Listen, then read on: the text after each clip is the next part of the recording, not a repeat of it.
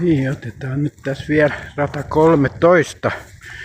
Kulkee lähes tulko koko matkan kalliomaisemissa. Täällä on erittäin hieno kulkea.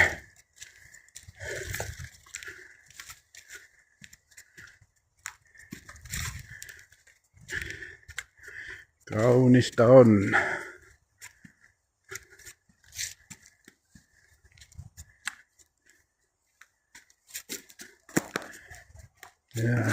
Täälläkin on vanhastaan jo polkukin. Helpottaa kulkemista täällä. Tietenkin täällä kiekkoja heitätte, niin eihän voi mennä vähän sivummalle, niin joutuu vähän hakemaan.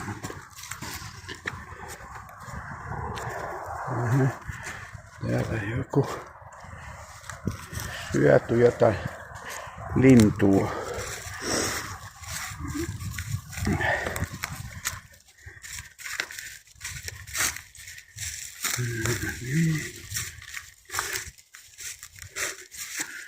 Vähän tää menee ylös ja alas ja vähän notkoja välillä.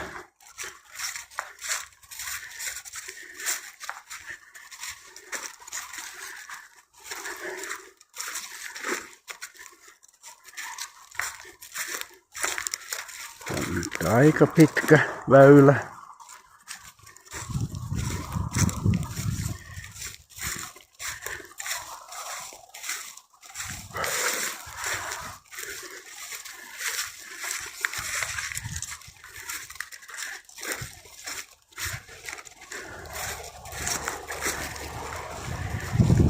Niin, loppuosa sitten vähän laskeutuu tonne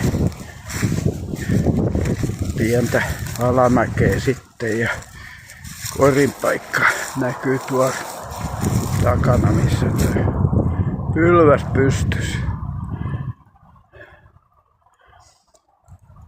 Mutta hieno on. Tänne vaan sitten pelaamaan tuossa kesällä kun kesä tulee ja saadaan rata valmiiksi. Niin kuin sanottu, niin 16.5. avajaiset. Tervetuloa.